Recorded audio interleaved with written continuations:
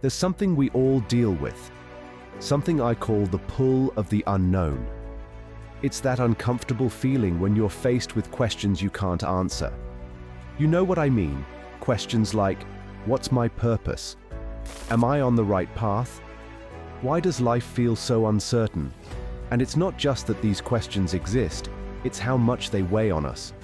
We want clarity, we want to know, and when we don't, it's like this constant pressure.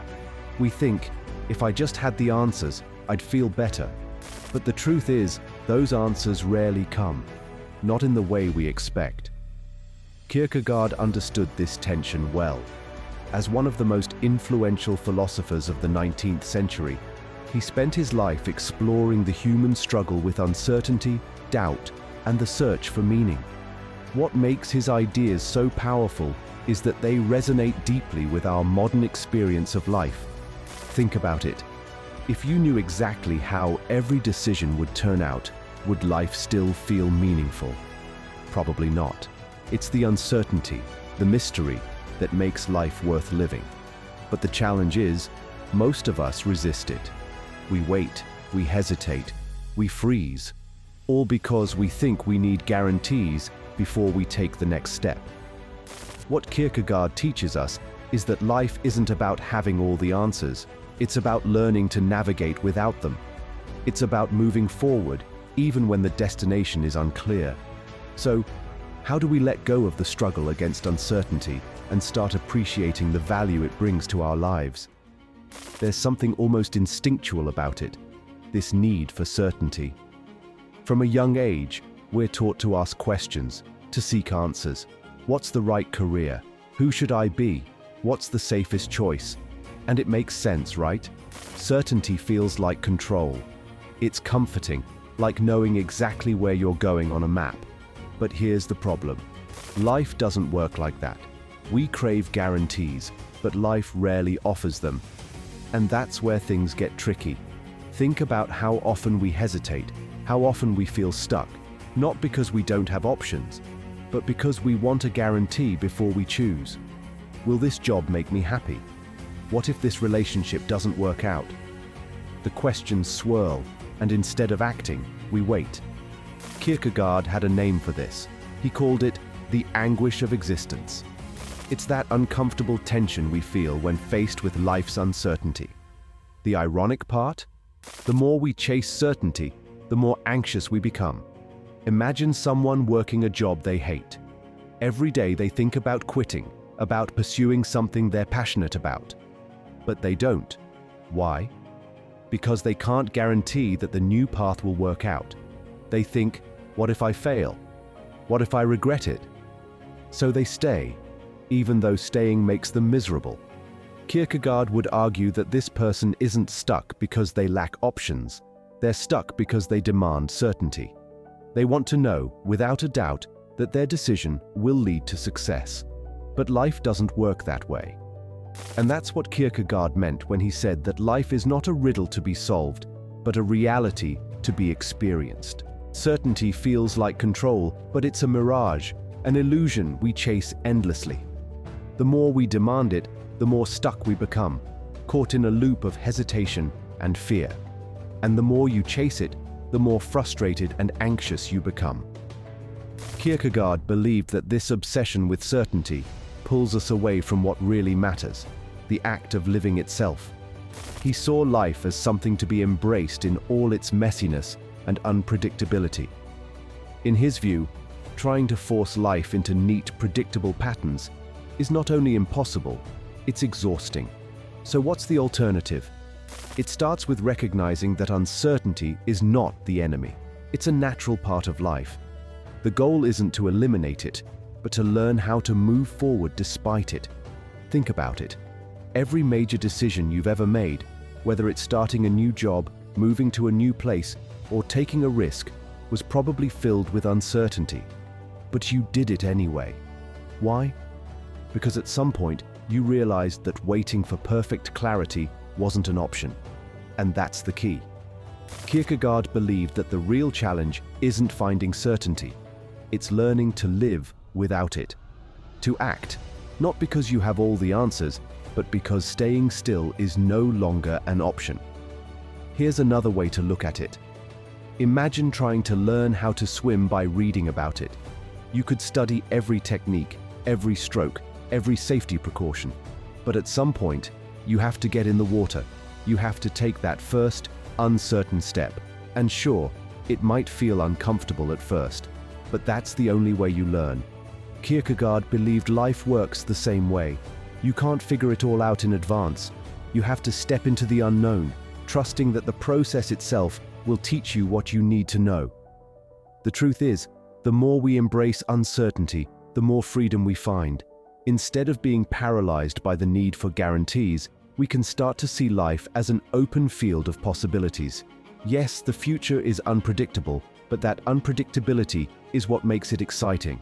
So, the next time you feel stuck, ask yourself, am I waiting for certainty? And if you are, what would it look like to let go of that need? Not to act recklessly, but to act with the understanding that life's greatest moments often come not from knowing, but from daring. This is where Kierkegaard's philosophy begins. Life is not about having all the answers. It's about learning to live the questions, to move forward even when the path ahead isn't clear. Because in the end, it's not the answers that define us. It's the choices we make despite the uncertainty. So, we've talked about the human obsession with certainty, the way it keeps us stuck, waiting for answers that may never come. But what's the alternative? Kierkegaard believed it was something he called the leap of faith. Now, let's clear something up. When you hear leap of faith, you might think of it as blind belief, like jumping off a cliff without knowing what's at the bottom. But Kierkegaard's leap wasn't blind at all. It's about recognizing the limits of logic and reason and choosing to trust anyway. What is the leap of faith? The leap of faith is the moment you decide to act, even when you don't have all the answers. It's not about abandoning thought. It's about stepping forward when thought alone can't guide you. Kierkegaard described it like this: faith begins where reason ends. Here's an example. Imagine standing at the edge of a foggy path. You can't see where it leads, but you know you can't stay where you are. You could analyze the situation forever, trying to predict every possible outcome.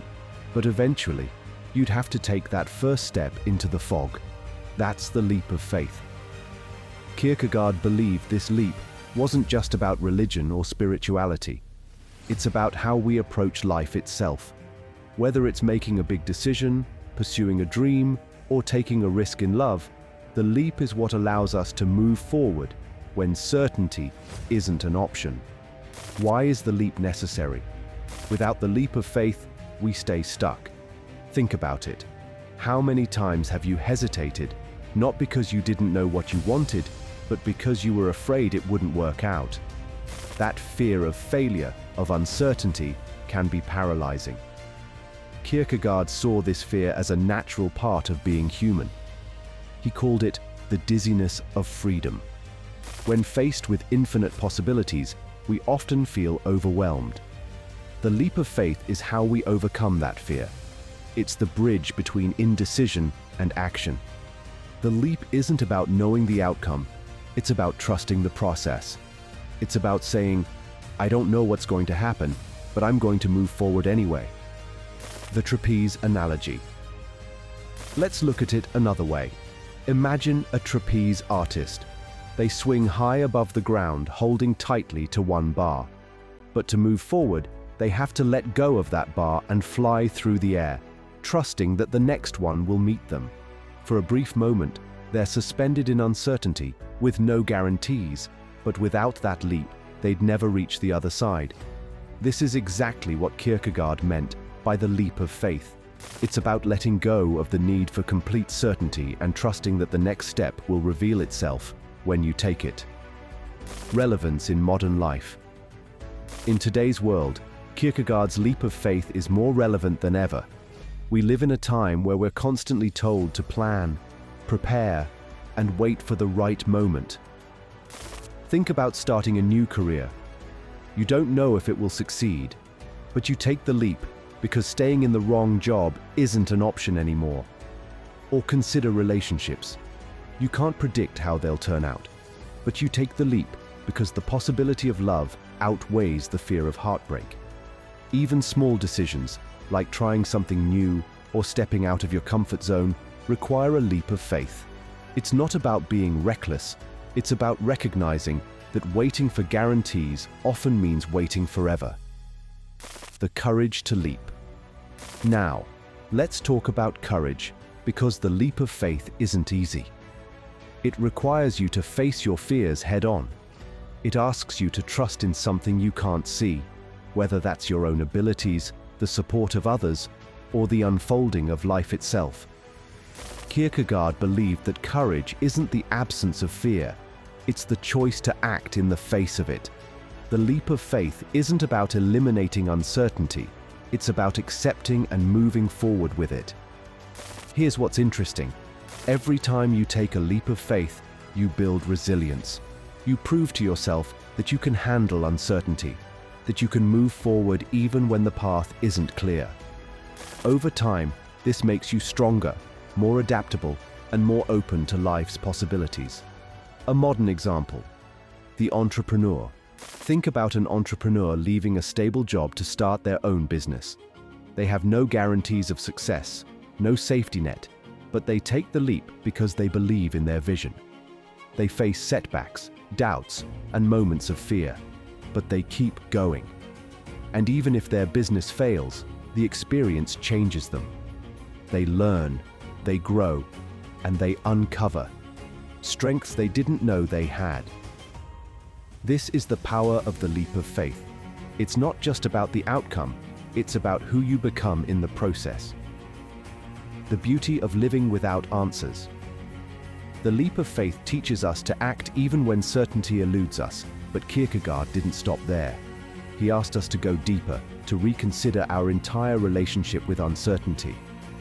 What if living without answers isn't a limitation, but a source of meaning and beauty? What does life look like when we stop obsessing over clarity and start accepting the beauty of living without answers? The beauty of living without answers. Let's start with a simple truth. Life doesn't come with a manual. There's no guide that tells you exactly what to do, where to go, or how things will turn out. And yet, so many of us live as though we're waiting for one to appear. Answers might feel comforting, but they aren't always what we need. Kierkegaard invites us to see life's unanswered questions not as obstacles, but as doorways to growth and meaning. The act of living, the choices we make despite uncertainty, is where we truly come alive. Kierkegaard believed that unanswered questions aren't a problem to be fixed. Instead, they're an opportunity, a chance to grow, to learn, and to uncover new possibilities. The role of uncertainty in life. Think about it. If every question in life had a clear answer, would there be any room for creativity, for exploration, for discovery? Probably not. Uncertainty is what pushes us forward. It's what makes us ask, what if? It's what drives us to try new things, take risks, and step out of our comfort zones. Kierkegaard saw this as the essence of life. He believed that uncertainty isn't something to fear, it's something to embrace, living the questions. One of Kierkegaard's most famous ideas is this: instead of trying to answer every question, learn to live the questions. What does that mean? It means letting go of the need for immediate clarity. It means accepting that some things won't make sense right now, and that's okay. Imagine walking through a dense forest. You can't see the entire path ahead, but you take one step at a time, trusting that the next step will reveal itself. That's what it means to live the questions. Instead of fixating on finding the perfect answer, focus on the journey. Pay attention to what you're learning along the way. Trust that, over time, the answers you're looking for will become clear, not all at once, but piece by piece. The freedom of letting go. The more we demand answers, the more trapped we feel. But when we let go of that need, we find freedom. Think about the most meaningful experiences in your life. Were they planned out perfectly, or did they happen unexpectedly? Maybe it was a spontaneous decision, a chance encounter, or a moment when you stepped into the unknown. These are the moments that shape us, not because we had all the answers, but because we didn't. When you stop chasing certainty, you open yourself up to possibilities you never imagined. You start to see life not as a problem to solve, but as an adventure to live. A story to illustrate. Take the example of someone who's always dreamed of traveling but has never left their hometown. They tell themselves, "I'll go when I have enough money, when I have the perfect plan, when I know exactly what to expect." Years go by, and they're still waiting. But then there's someone else who buys a plane ticket without a detailed itinerary. They don't know where they'll stay, who they'll meet, or what challenges they'll face. But they go anyway. That second person? They come back with stories, experiences, and growth. Not because everything went perfectly, but because they embraced the unknown. This is the difference between living with and without answers. The first person waits and waits, while the second person acts and lives. 5. A reminder. This isn't just philosophy. It's a mindset shift we can all practice. The next time you feel overwhelmed by choices or uncertainty, pause and ask yourself, what's the next step I can take right now? Start there. Stop waiting for certainty and start creating a life that feels meaningful in the moment. So here's the big question. What will you do with this?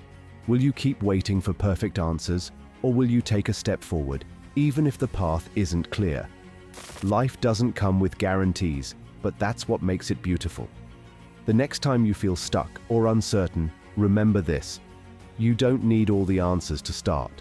You just need the courage to take the first step. And before you go, I'd love to hear from you in the comments. What's a question you've been wrestling with? How are you learning to live without answers? If you found this video helpful, give it a thumbs up and share it with someone who might need to hear this. Don't forget to subscribe for more thought-provoking content like this. Let's start welcoming the unknown together. See you in the next video.